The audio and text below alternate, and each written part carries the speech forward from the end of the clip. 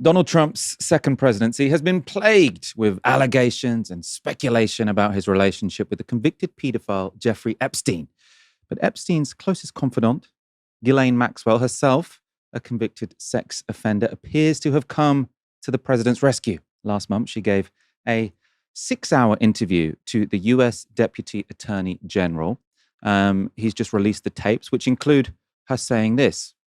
I actually never saw the president in any type of massage setting. I never witnessed the president in any inappropriate setting in any way. The president was never inappropriate with anybody. In the times that I was with him, he was a gentleman in all respects. Now, if that sounds both gushing and deeply implausible, Ghislaine Maxwell went on to say this. President Trump was always very cordial and very kind to me, and I just want to say that I admire his extraordinary achievement in becoming the president now, and I like him, and I've always liked him. Trump likes people who like him, and many people think Maxwell is angling for a pardon from President Trump, which he hasn't ruled out.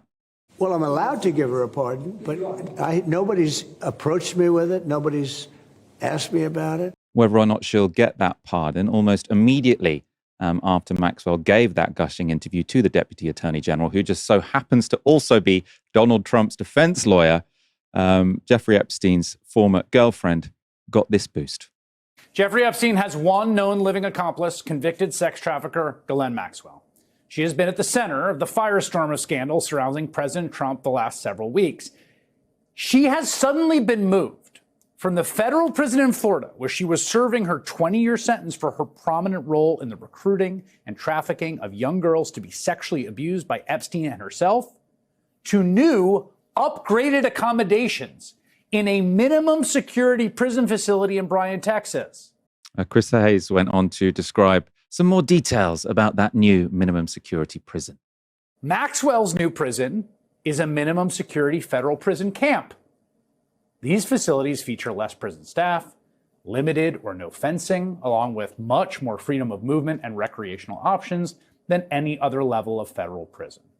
Not only do these facilities usually house nonviolent and white-collar criminals, listen to this.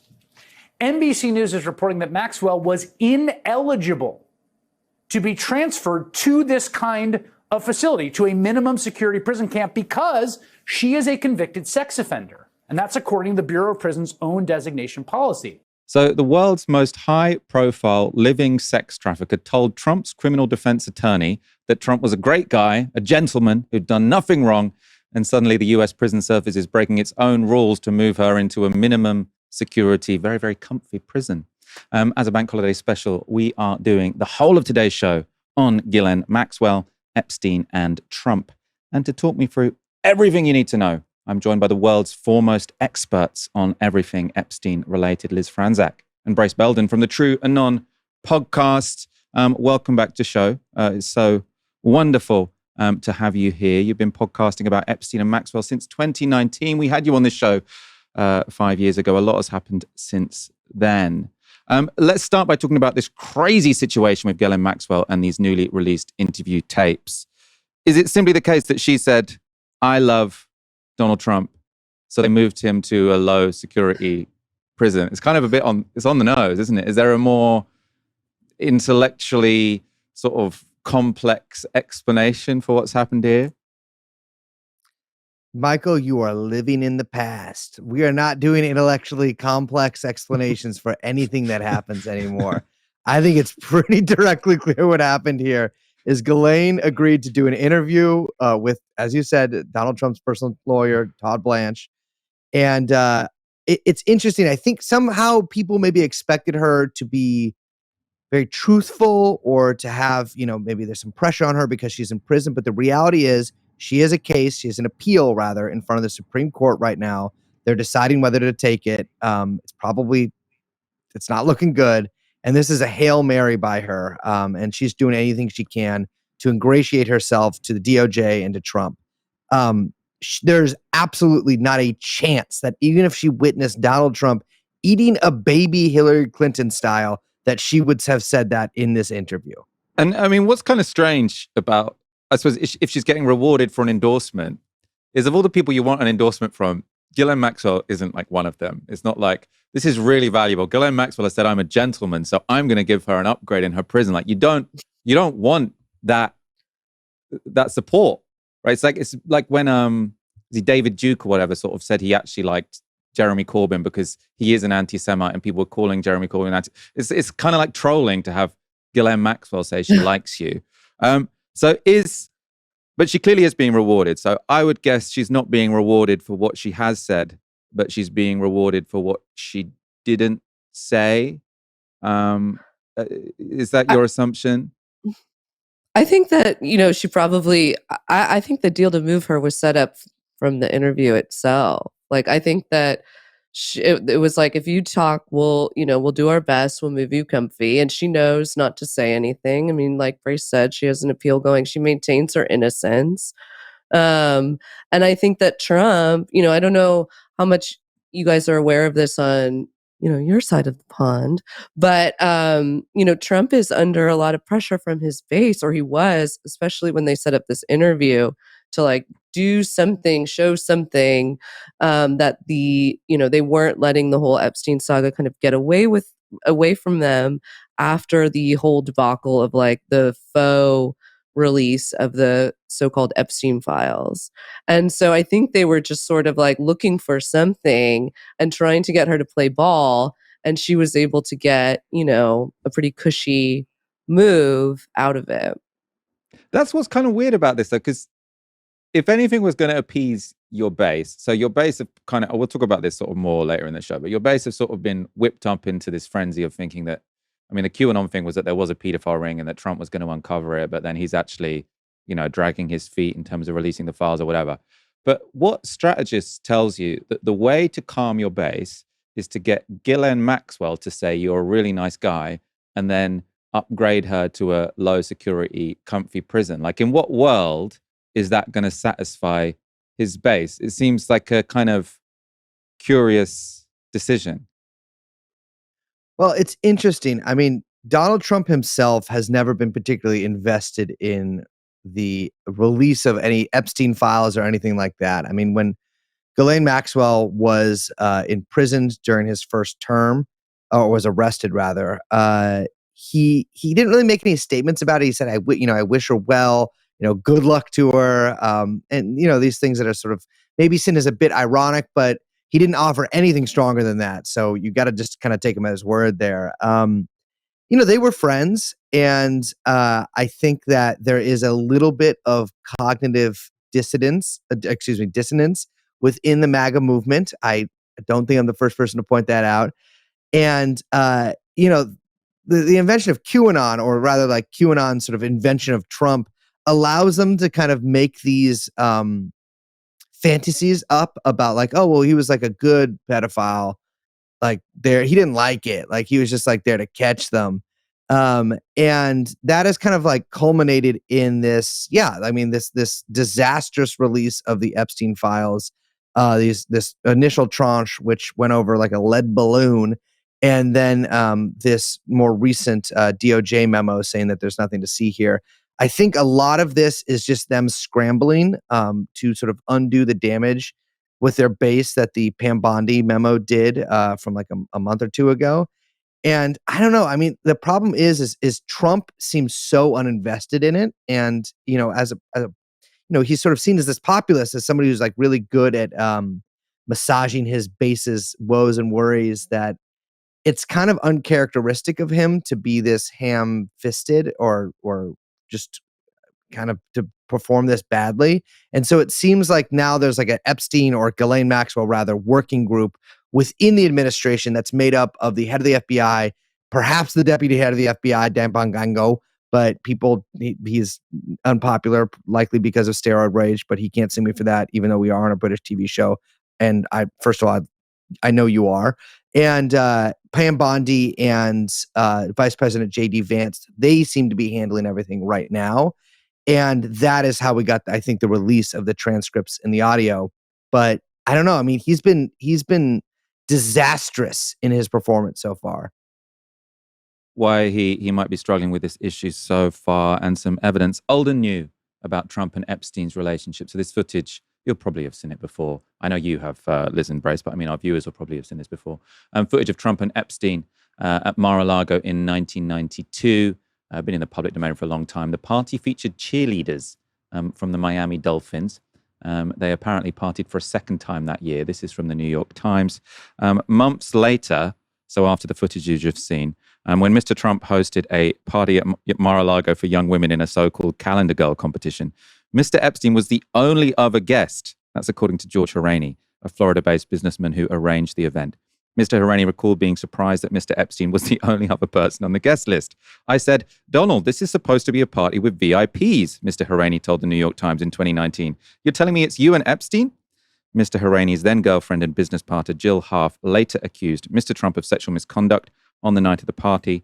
In a lawsuit, Ms. Harf said that Mr. Trump took her into a bedroom and forcibly kissed and fondled her and restrained her from leaving. She also said that a 22-year-old contestant told her that Mr. Trump later that night crawled into her bed uninvited. Now, those kind of allegations about Donald Trump sexually abusing people, there's lots of them. There's actually a few of them related to Jeffrey Epstein. He, of course, denies them all and tends to sue people who bring them up. He can't deny, though, the following quote. This is still, I think, the most damning piece of evidence in a way, because it's from New York Magazine in 2002. So it's been in the public domain since then. Donald Trump said this in a profile about Jeffrey Epstein. I've known Jeff for 15 years. Terrific guy. He's a lot of fun to be with. It is even said he likes beautiful women as much as I do, and many of them are on the younger side. No doubt about it. Jeffrey enjoys his social life. As I say, that's been in the public domain for ages, since 2002, of course. The most explosive recent revelation, though, was about a birthday note Trump sent to Epstein. So this was a story in the Wall Street Journal in July. We mentioned it at the time on the show. So this is how the Wall Street Journal described that letter from Trump. Oh, sorry, I'll read you the headline. Jeffrey Epstein's friends sent him bawdy letters from a 50th birthday album. One was from Donald Trump. And then this is how the Wall Street Journal described the letter. The letter bearing Trump's name was reviewed by the Journal. It's bawdy, like others in the album. It contains several lines of typewritten text, framed by the outline of a naked woman, which appears to be hand-drawn with a heavy marker.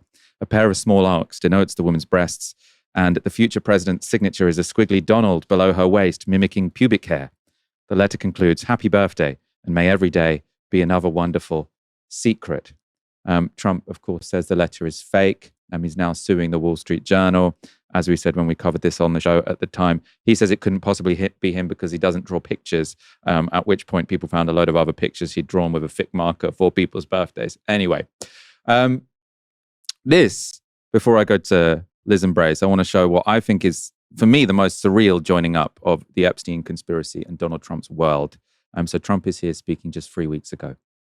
I have a great spa, one of the best spas in the world at Mar-a-Lago, and people were taken out of the spa, hired by him. In other words, gone. And other people would come and complain, this guy is taking people from the spa. I didn't know that. And then when I heard about it, I told him, I said, listen, we don't want you taking our people, whether it was spa or not spa. I don't want him taking people. And he was fine, and then not too long after that, he did it again, and I said, out of here. Mr. President, did one of those stolen, persons, does that include Virginia Jeffrey? I don't know. I think she worked at the spa. I think so. I think that was one of the people, yeah. He stole her. And by the way, she had no complaints about us, as you know. Was one of the people Virginia Jeffrey? I don't know.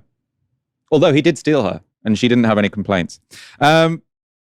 Liz, Brace, I suppose one of the reasons I found this the most surreal is because I remember listening to your podcast in 2019 where Virginia Jeffrey, I remember in the podcast you never knew how to pronounce her surname. I mean, I still don't, but I went with Jeffrey because that's what the reporter said there. The fact that she sadly died recently, but the fact that the most prominent victim of Jeffrey Epstein worked at Donald Trump's spa. I suppose I hadn't quite clocked how entangled their lives are. They're both neighbors on Palm Beach. They have basically, they're both guys from Manhattan or guys from New York who moved to Palm Beach, move in exactly the same worlds. Like Epstein world is Trump world. I suppose, had you clocked that the whole time? I think so. Yeah, Yeah. I mean, I think like like he says, they share a lot of wonderful secrets. Um, but I think the Palm Beach, not just Palm Beach, but New York. I mean, they were running around the same circles for so long. Trump puts it at, I don't know, in that New York Mag quote, he would put it at 87. I bet they met a little bit earlier than that, maybe. I think there's a lot of questions about what Epstein was getting up to in the 80s, which maybe we'll get to a little bit later. But him and Trump were always running around the same circles, whether it was with banking or with real estate or with the social scene in Palm Beach. Like you said, they were neighbors. I mean, there was reportedly, allegedly, a dispute over the Mar-a-Lago property, which Jeffrey originally wanted to purchase. So it all goes way back. And do you buy the line that they were friends, but they fell out? Because I think Trump's explanation, right, is they were really close friends, and then they fell out because, sort of, as was sort of suggested in that clip, because Epstein stole Virginia Giuffre from Donald Trump's spa, and that's why they're no longer friends. I think it's plausible that they fell out over something to do with Mar-a-Lago. There's a lot of different unconfirmed rumors about the reasons for their friendship breakup, which did seem to have occurred sometime in the early 2000s. One of them is a dispute over like a real estate transaction. Another is that Epstein was maybe inappropriate with a club member's daughter. This is the first I've heard from Trump or from anybody that Epstein might have poached multiple employees from Mar-a-Lago. I mean, we'd previously only known about Virginia Giuffre.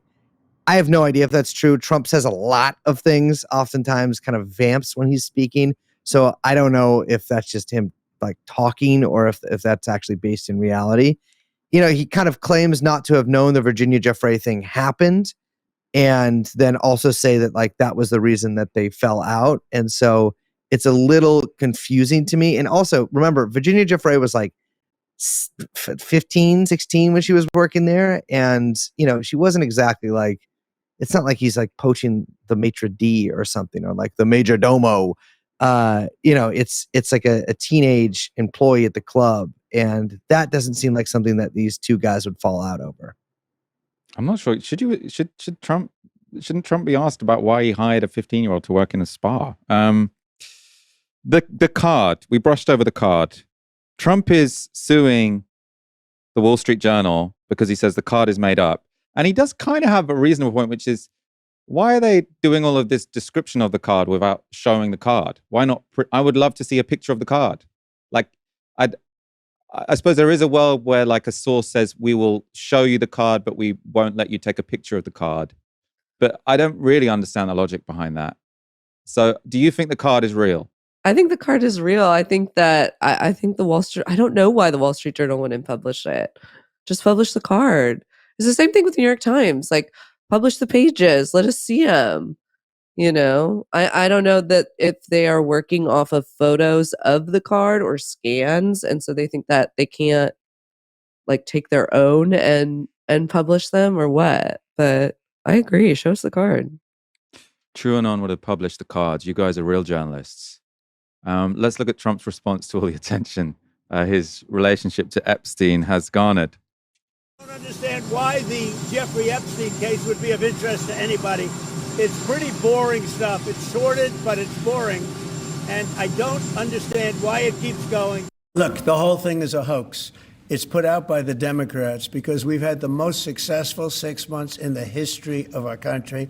And that's just a way of trying to divert attention to something that's total bullshit. The hoax and it being bullshit, that's like, I knew that that's what Trump would go for. But the whole, this is boring, I didn't see that comment. It's very like Trumpian. It's kind of impressive to come up with that line. Obviously, the success of your podcast shows this shit isn't boring. Has he lacked imagination in sort of his defensiveness about this? Stop talking about Epstein. There's nothing to see here. It's not interesting. If it is interesting, it's a hoax. If it's not a hoax, it's boring. It doesn't seem to me like the kind of line that's going to appease the base. You know what? I think it's kind of another case of somebody sort of nervously digging themselves a deeper hole. Trump's behavior has made him seem way more suspicious than basically any of the circumstantial evidence of his relationship with Epstein, and like, that might point to them getting up to some nefarious deeds. By saying like this is bullshit, it's a Democrat hoax. First of all, that goes against completely what basically the entire MAGA sphere has been saying for years and years and years and years. There's been great focus on this at times from some very prominent members of his coalition. But it also just seems like somebody really trying to get out of something, but like not even putting that much effort into it. I mean, I remember, as I'm sure as a patriot you do as well, when Boris Johnson's sister, in the pages of The Spectator, Britain's #1 best news source, sort of intimated that Boris Johnson might have had sex with Ghislaine Maxwell. He wisely just stayed mum, didn't say a word about it.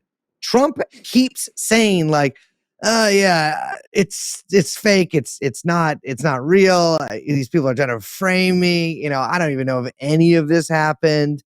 And I think that, to the consternation of many of his consigliaries that surround him, he is a bit he's fumbling this, and I think there's a lot of scrambling from his underlings to kind of undo the damage that he's doing in these like brief, answers to interview questions.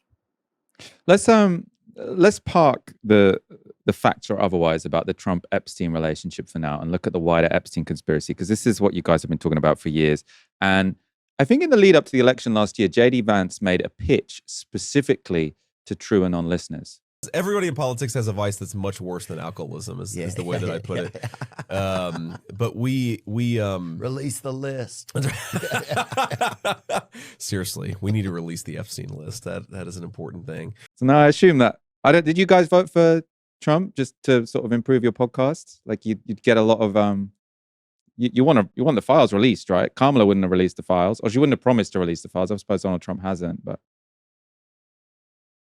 Kamala would have released the Xanax. No, of course Liz voted for Trump. I didn't, because he did. I'm just kidding.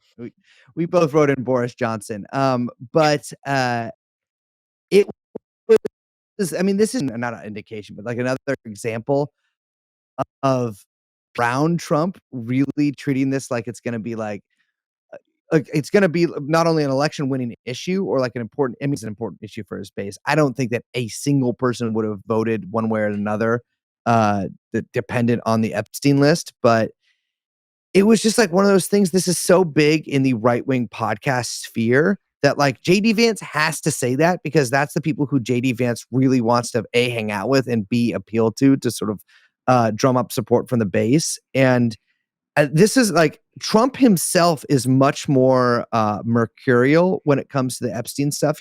He was prodded on it twice during the lead up to the election. Once by Lex Fridman, our greatest podcaster of all time, and he's kind of like a little wishy-washy, and I think also surrounds it with other files that they're going to release, the MLK files, JFK files, and then once in a separate interview, he does agree to release it.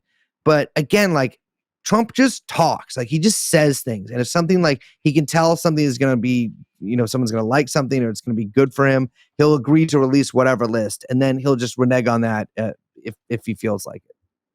I got a little sidetracked there. Let's look at the clip where Donald Trump does sound less sure about whether to release the Epstein files. Some people think that one way to build trust is to declassify things that everyone's talking about. I know you talked earlier about, I don't want to be a conspiracy theorist. So if you were president, would you declassify, you can answer yes or no to these. Yeah. Would you declassify the 9/11 files? Yeah. Would you declassify JFK files? Yeah. I did a lot of it. Would you declassify the Epstein files? Yeah, I would. All right. I guess I would. I think that less so because, you don't know. You don't want to affect people's lives if it's phony stuff in there, because there's a lot of phony stuff with that whole world. But I think I would, or at least... Do you think that would restore trust? Help restore trust? Yeah, I don't know about Epstein so much as I do the others. Certainly about the way he died. It would be interesting to find out what happened there, because that was a weird situation and the cameras didn't happen to be working, et cetera, et cetera. But yeah, I'd go a long way toward that one. The other stuff I would. You can see him in real time working out the logical conclusion of what would happen if they released all the Epstein files, which is that he'd be in them. So actually, I don't think Epstein matters that much. actually. The clip we showed you there was from Breaking Points. I was looking for the original. And I think the reason I couldn't find it, I could find a Fox version which cut out before he did all the hedging, which some people were thinking was because it looked so dodgy and they wanted him to get elected. More recently, Trump's Attorney General raised hopes that the Epstein files would be properly unsealed. This is her speaking in February to Fox News. Breaking news right now, you're going to see some Epstein information being released by my office. What kind? Are we going to see who was on the flights? Are we going to see any evidence from what he recorded? Because he had all of his homes wired with recording devices. Yeah. What you're going to see, hopefully tomorrow, is a lot of flight logs, a lot of names, a lot of information. But it's pretty sick what that man did. Okay. Well, along with his co-defendant. Absolutely. And he had help. That's for sure. He sure did. So that sounds like a big conspiracy was about to be uncovered. Nearly everything that has been released, though, has basically been previously published. And to try to put the issue to bed, the FBI released a memo in July which said the agency had concluded there was no client list, that Epstein had died by suicide. And more significantly, it said it would be releasing no further files, partly to protect people from seeing child pornography. So say, sorry, we can't release any more, but out of dignity for the victims. Has any, and I suppose I'm asking you this not from a Donald Trump angle, because we talked about him a lot, but from the angle of people interested in the Epstein story and the Epstein conspiracy, has the Trump presidency released anything interesting? Or has the whole thing just been filibustering? Like, have you learned anything since he was elected that's interesting? Because they keep saying we have released lots of interesting files, and then everyone says, no, this was pre-released. This is nonsense. Have we learned anything new about the Epstein conspiracy? I don't think so. Brace, can you think of anything? No, basically. I mean, the first tranche of documents I was trying to think. was almost all shit that has already been released, and then like just completely redacted pages, which is my favorite. That they releasing that kind of stuff is I love. I wish I was in government so bad. I wish I was putting the black ink over everything. But I mean, the most interesting stuff that we've learned has come from these like Wall Street Journal, New York Times stories, and then B, Trump's hedging, and C, there is interesting stuff in the Ghislaine Maxwell talks that she gave to the deputy AG, but it's not anything that like has to necessarily do with the crimes that they're both accused of, if that makes any sense. So no, they haven't. I mean, Trump has been consistent on this point, if anything, that like there's a lot of names in the Epstein files that maybe didn't do anything. Obviously, he's thinking mainly about himself, and we've gotten a lot of reporting basically to that effect that he is, or at least the DOJ ordered any mentions of him sort of both expunged and kind of gathered and given to him from the files. And so I don't think that there was really much of a chance that this stuff was going to get released in full. I think now that they messed up so badly, they might be panicking and trying to maybe come up with something. So I think we will see interesting stuff, but I feel like they're hoping that the Ghislaine release is just going to put the issue to bed, or people just get tired of it. I think it's more likely people get tired of it and the Ghislaine thing will put it to bed. I'm going to read a bit more from the Ghislaine tapes because I don't think she's a particularly reliable source, but she was asked some interesting questions, to be fair to Todd Blanche, Trump's defense lawyer, who's probably not a particularly reliable guy either. So this is from the transcript. You can, by the way, listen to all 6 hours of it on YouTube, but I instead control F'd intelligence agents because I didn't have 6 hours to hand. Todd Blanche, so he's the Deputy Attorney General. So did you ever know Mr. Epstein to communicate with FBI agents, either like intelligence FBI agents, like as a source, or just generally with FBI agents? Ghislaine, no. Todd Blanche, do you think if he had done that, you would have known, like he would have told you something like that? Like if I said to you, Mr. Epstein was a source for the FBI, would you say, that's crazy? No, he wasn't. Or maybe he was. I would. He wouldn't have told me anyway. And then Ghislaine Maxwell says, I have two answers for that. I think if he was for real, I think he would have bragged about it to me as a show-off, because he could be a show-off. And if he wasn't, he might have dropped it like he was cool. And I don't remember him doing either. Now, with, again, the caveat that in his before I met him finding money, I think he may have suggested that there was some people who helped him, but that's the only context that I recall that in. And then Todd Blanche says, what do you mean by that when you said finding money? What do you mean? And then Ghislaine says, well, his business where he, remember, I told you, Blanche, Ghislaine Maxwell. I think in that context he showed me a photograph that he had with some African warlords. And, I don't remember that's what I interpreted, that kind of thing of whether it was something like that. That's the only actual active memory I have of someone nefarious. Not nefarious. I don't even know if it was nefarious, but covert, I suppose, would be the word. She also said, when asked about Israel, that she would be very surprised if Epstein worked for Mossad.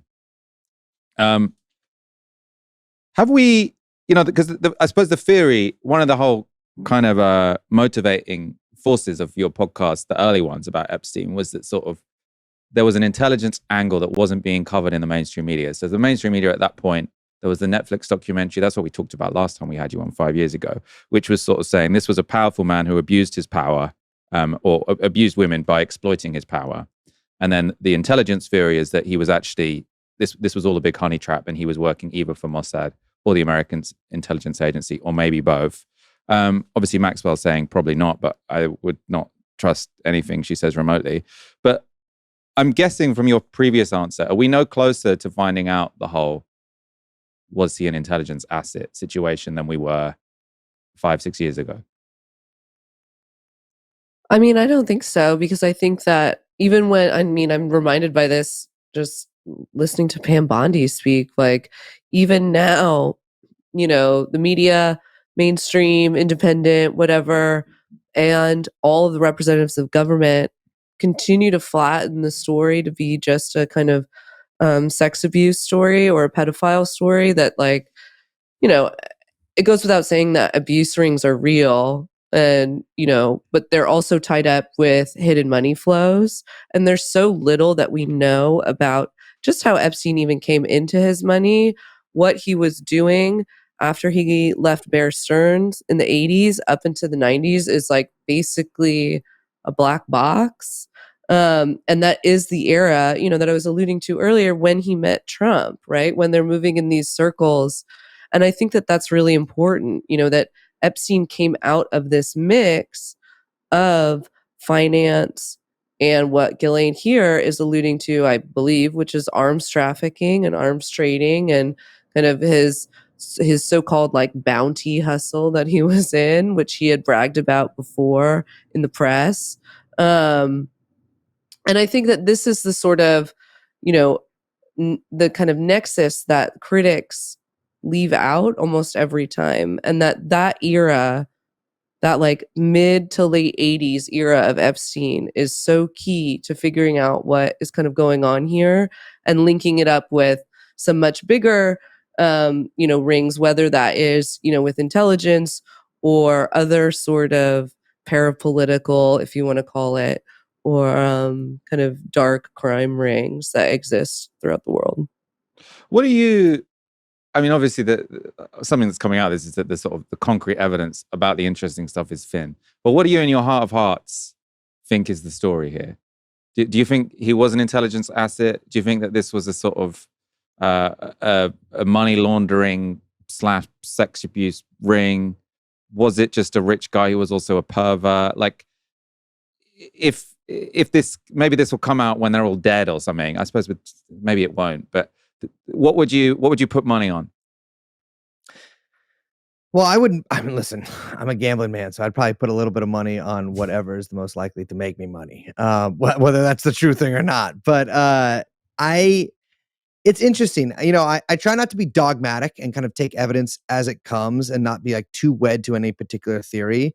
For instance, like I don't know if it's always like people look for like, well, where was the camera here? Could he honey trap people here in this room? It's like that is all possible. I don't know if that's possible to figure out necessarily from the outside without significantly more information or access to information. I think one is really crucial to figure out, kind of piggybacks off of what Liz was saying, is Epstein's place in the basically in global finance. Over the past few years, a lot more stuff has come out about his role, particularly in the mid and late 2000s, which is a lot obviously later than the period Ghislaine is talking about with the African warlords, about his relationships with large banks like JP Morgan, and there are significant questions to be raised about his relationship with former Israeli Prime Minister Ehud Barak. It seems like they were in a pretty tight partnership for a number of years, investing in spyware firms and overall sort of dealing with that world. This is much more recent. I mean, this is from like the mid 2010s. To me, I'm most interested in, I guess, both that stuff and what he was doing in the 80s and early 90s, which we have very, very, very little information about.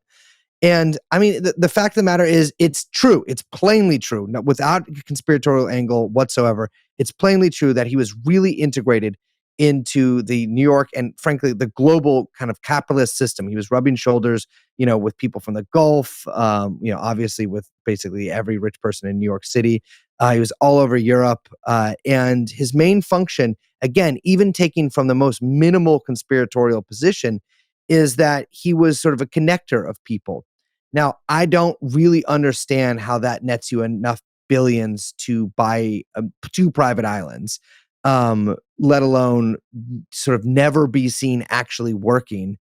And so, I think that once we find out, if we find out about more of his financial ties to people, I think a lot of the other pieces will fall into place.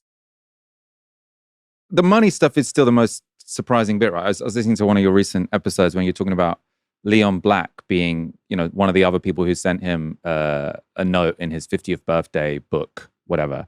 And you were saying something like Leon Black's company, who's an American investor, paid Jeffrey Epstein like $160 million for a bit of financial advice or something like that. It's sort of like a sum of money that just didn't make any sense unless there was a real different angle to this story. I don't know. Yeah, talk about, because I agree with you that the money thing is the interesting unanswered question. And I suppose, do we just know nothing? Or I mean, what would you guess when it comes to the money? What does the evidence point to, at least? I mean, I think there's a few things. I mean, the stuff that you're talking about with Leon Black, I mean, he obviously had, he was a very valuable tax advisor, I'll put it that way, and had, numerous clients where, he knew how to move money, he knew how to hide money, he knew how to make it worth $160 million or whatever the payout was, for, his services, and whatever savings that his clients were getting, right? So I think that that's one angle, and that seemed to be something that he did much later. I think he was, Epstein shows up in the Paradise Papers because he was running a bunch of shell companies out of, various islands and moving a bunch of money around for a lot of different people. We don't really know exactly what he was doing there, but we can kind of like put some things together.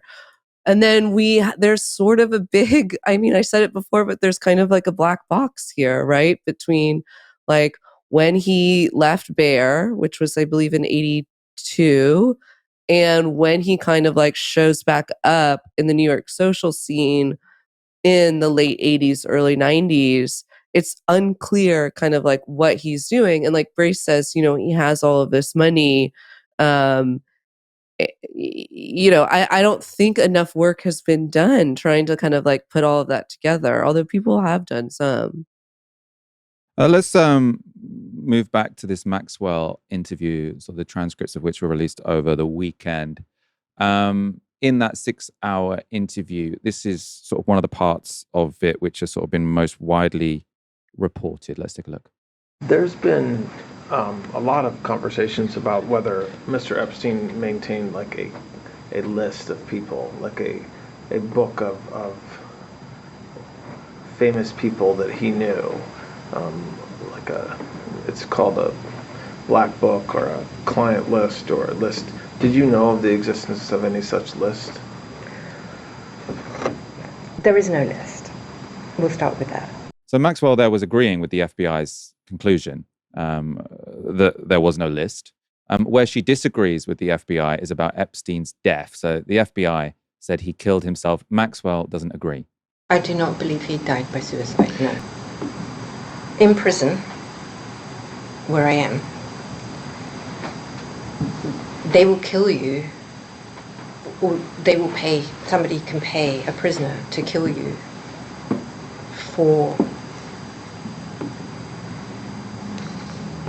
$25 worth of commissary is about the going rate for a hit with a lock today. Let's park the Epstein. Do you think you could really kill could you get someone killed for $25 worth of commissary in a US prison? Is this why she's got moved prisons? Because it sounds like her one was rough as fuck. No, she was in a fucking low security fucking prison before this. She's now in a prison camp, which does sound worse, but it's actually it's not. It's the lowest security that we have. There's no fucking way you can get someone killed for $25 in prison commissary shit. That is just like they have actual money in prison. Like you can actually pay someone with something. You don't have to just buy them like $25 for the cup of noodles and fucking like, flaming hot Cheetos. And also, I'm sorry, no disrespect, and I love everybody, but I just don't think that the kind of violence that we're seeing in men's prisons is happening in women's prisons. So I'm not really sure how Ghislaine would know about that, unless she was probably told secondhand by somebody who is just like talking some shit. It's interesting to note though that Ghislaine is saying that Epstein was maybe murdered or was murdered, but by another prisoner. This is sort of similar to what Epstein's brother, Mark Epstein, also says, is that he believes that Epstein did not die by suicide and that he was murdered. Let's obviously that disagrees with the FBI. Ghislaine, I suppose, in a way that if you think she's still part of the cover-up, which I suppose I do, she's saying he wasn't killed by a powerful person to maintain his secrets. He was just killed by a vindictive prisoner with $25. Seems to be her argument. The FBI, though, say he must have killed himself. That the evidence says he can only have killed himself. And they did this by releasing this video, which I think lasts for 24 hours or something. And the FBI memo said, and I'm quoting now, as the Department of Justice's Inspector General explained in 2023, anyone entering or attempting to enter the tier where Epstein's cell was located from the Special Housing Unit common area would have been captured by this footage. The FBI's independent review of this footage confirmed that from the time Epstein was locked in his cell at around 10:40 p.m. on August the 9th, 2019, until around 6:30 a.m. the next morning, nobody entered any of the tiers in the SHU. So this is from the memo that the FBI released to try and kill this story. I always see sort of on Twitter and people saying that this footage doesn't prove anything for some reason, or that I'm myself completely clueless as to what we should interpret from that footage. Does it prove he didn't kill himself? No. Okay, talk me through it. What's the law when it comes to this particular bit of footage that I haven't managed to wrap my head around yet? I mean, I don't really know what to do with it either. I mean, I think this is kind of part of the whole, they're trying to just put out as much as they can without actually putting out anything. You know what I mean? They're just sort of like, well, if we show all of this, then maybe people will get off our back. But it just turns out that more and more people have more and more questions because they don't actually answer anything. Yeah, I mean, Brace, do you have anything you want to add on the Epstein suicide? Because, I mean, the Epstein suicide was the one that sort of like, it was people would say, I'm not a conspiracy theorist, but he probably was killed. Like, that was sort of like a standard line that people trotted out. Now the FBI have said he killed himself. I mean, what's your current take on the circumstances of his death?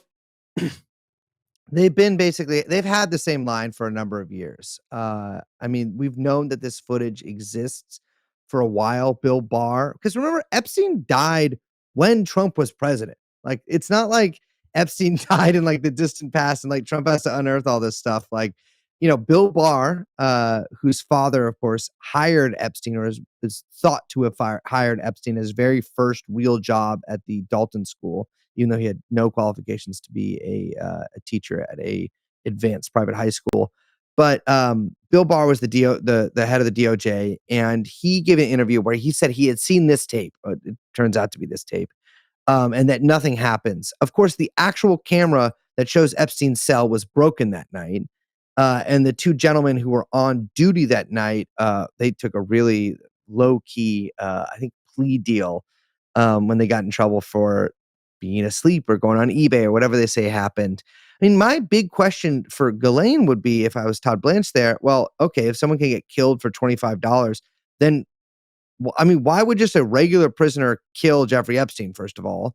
And I mean, I know that like pedophiles are like, they hate pedophiles in prison, but like, come on, half the guys in there are probably fucking pedophiles.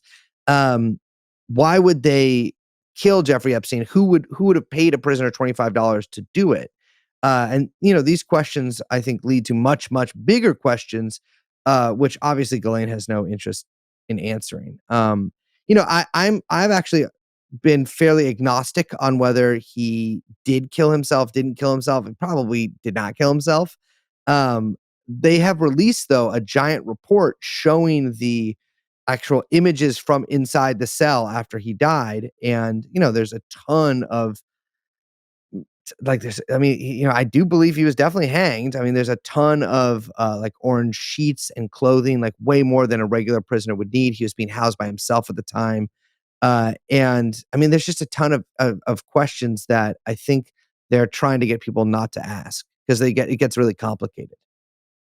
The point you just made that he died while Trump was president, it does, like, the timing of this news cycle is a bit confusing to me, because it's sort of like Donald Trump and Epstein, nearly all of the, other than this note in this book, like their relationship was all in the public domain or mainly in the public domain.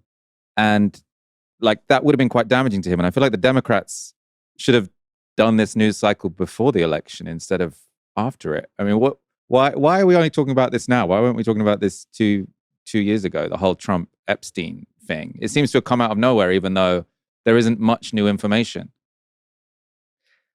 The problem is the Democrats couldn't do this news cycle because, I mean, they could have done this in actually, they couldn't have done it when Hillary was running for president because her husband was friends with Jeffrey Epstein.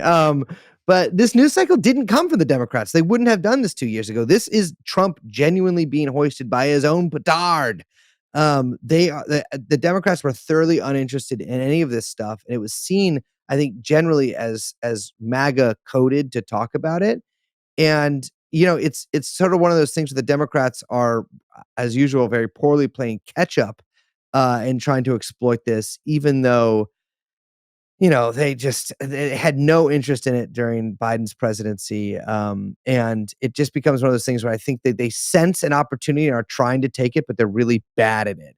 But I would say that the reason this is in the news cycle to begin with, there's a lot of factors that go into that. But I think one of them is this sort of energy that was really focused in QAnon for a while. QAnon is basically gone now. But that energy still hasn't necessarily dissipated. And a lot of it kind of still clings to Trump and definitely is prevalent among his base. And so I think some of it just comes straight up from that. From a sort of like pedophile cabal blue balls. Yeah, what happened to Pizzagate? We never got to the truth of that either. Let's end on more of a kind of broader question. Like, as two people you've got a true crime podcast, you spent a lot of time on this story. I know you talk about loads of other stories since then. You're not just a Jeffrey Epstein podcast, but it's sort of like one of the big stories you're associated with. Why does this matter? What do you think sort of people should take away from this? From this whole sort of drama? I mean, it's more than just a drama. To call it a drama is maybe to sort of not give due weight to sort of the victims and sort of the amount of suffering and pain caused by this. But so from a broader sort of political angle, what should people take away from this story, let's say? Well, I think that a lot of powerful people operate with total impunity. And we see that over and over and over again. And this is a case that shows that explicitly. And we're watching it kind of in real time. I think that there are other cases, in the US that were very confusing, very, difficult to unravel. I'm thinking specifically, of Iran-Contra, where it took decades for people to kind of unravel what the hell was going on there. And they kind of end up serving as little windows into how a lot of power, a lot of money, a lot of influence a lot of depredation, how it all kind of moves throughout the world. And I think that this is one of those cases. But I think unfortunately, or fortunately, maybe, I don't know, maybe, you can look at it both ways. Like, we're kind of watching this all unfold in real time, including the way that the government is kind of trying to get ahead of itself and, cover up as much as they can. And I think that, it can be very useful for people to pay attention to.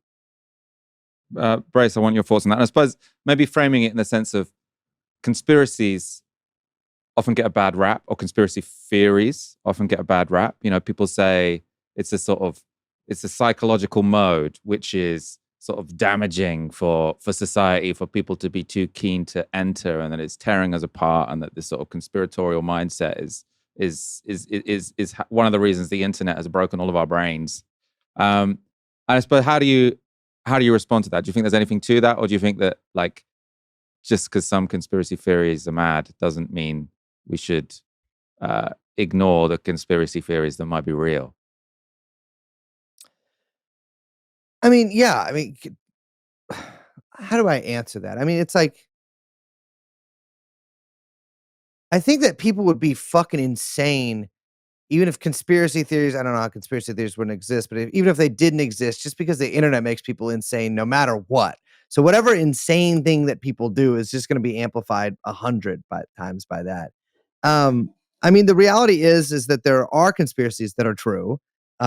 Liz named one of them, Iran-Contra, but I mean, there's tons more involving several of the people that even we talk about today: Ghislaine Maxwell, Jeffrey Epstein, Donald Trump. And I think it's a mistake to make that like your entire analysis of anything. But it certainly plays it can play an insightful role into seeing how the people at the top of society function. Actually, just to lead on from that, have you, because this is an issue, like I suppose conspiracies in general, distrust of elites, and I suppose that's the Epstein, Trump, Ghislaine Maxwell, sort of Bill Clinton, that the idea that the elites are corrupt is sort of MAGA coded, but also left-wing coded. And have you had much feedback to your podcast from like MAGA people saying like, I hate the left, but I like what you do? No. Fair enough. I mean, obviously, I'm one of America's most well-known constitutional conservatives, but I mean, I think all kinds of people like our show. People who aren't political seem to like it quite a bit, which is fine with me. I mean, I get along with MAGA people. We've been to MAGA rallies, kind of reporting on them, I guess. But no, we I don't think we've made a huge splash with the MAGA right. I think the reality is, though, those guys have their own people. I mean, they're listening to Benny Johnson or fucking Dan Bongingo or any of these guys. And I think a big part of it is that so many of these guys are now connected to the government or literally in the government, that if you're a MAGA guy, I think you're kind of lost at sea. I don't really know what they're up to these days. Yeah, but that's what I mean. They should be for the taking, So your guys betrayed you. If you really want the truth about Epstein, you got to listen to TrueAnon and vote for Zoran Mamdani. But I would say, I mean, you probably, you've been involved in politics long enough to know that people love to get betrayed. That's like half the reason that people start voting in the first place. And so I would never want to dissuade anyone from that. Fair enough. It's a kink, a societal kink. Yeah. Thank you so much for joining me again, both of you. I love your podcast. We're gonna have to make this a sort of every 5-year tradition. We'll see if we know anything more about Epstein's death in 2030. Yeah, thank you so much. All of our audience should listen to TrueAnon. Any final thoughts? Anyone you want to shower with vindictive attacks in Britain? A message to Britain from both of you. You didn't know how good you had it when Bojo was in there. The man, he was standing up for Ukraine. He was doing a little bit of partying, but who isn't? He had the hair. He was running around. He was trying to get in shape, sort of. I feel like if he was a prime minister now, he would definitely probably be doing a workout thing mixed with Ozempic and would look a lot better. And now you've got this bum Starmer in there. I'm telling you, you guys blew it. You need to get Bojo back, because now it's going to be Farage, and you're going to have all these miss me yet kind of memes with Boris Johnson in there. You didn't know how good you had it. Yeah, Boris Johnson was. It was. Yeah, I mean, maybe our audience will get annoyed if I say relatively harmless, but the relatively is sort of very much emphasized, and he was less painful to watch than Keir Starmer is, because at least he didn't seem so much like he hated himself.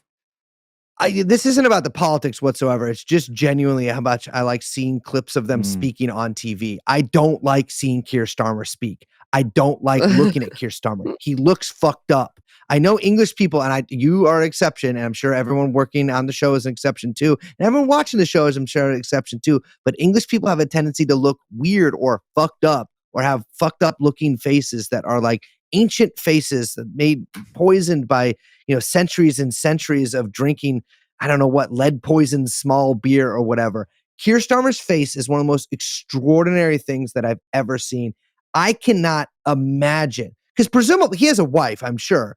Presumably looking into his eyes, closing your own, I get that part, and then tilting your head and just opening your mouth and Frenching Keir Starmer. If I understand that parliamentary politics, I don't know how they work. Maybe none of you voted for him, but I do not understand voting for a guy who looks like that. So the only reason I prefer Boris Johnson to Keir Starmer, I'm not saying I prefer him as prime minister. I don't know what a prime minister is. I don't think there should be one. You guys should have a president that you elect that is from the Democrat or Republican Party. But I don't like watching Keir under any circumstances. I think that you guys need to get him out of there as quickly as possible. He actually has a very beautiful wife, in his defense. Liz, a final message for Britain, for our good nation. Oh, Britain, stay strong. Stay strong. I feel like things are just about to get worse. I'm just kidding. Oh, that's cheery. I don't know. Thank you. I know, very cheery. No, I don't know. I always like you guys. But yeah, man, best of luck. Shit. I mean, not that we're doing that great either. No, I'll take it. That's the gift I needed on this August bank holiday. Liz Franczak likes the Brits. Very pleased. Thank you both for joining me. Our viewers at home, I've been watching a special edition of Novara Live on Epstein. Max, I don't need to tell you what we talked about. You just bloody listen to it. We'll be back for another show tomorrow. Good night.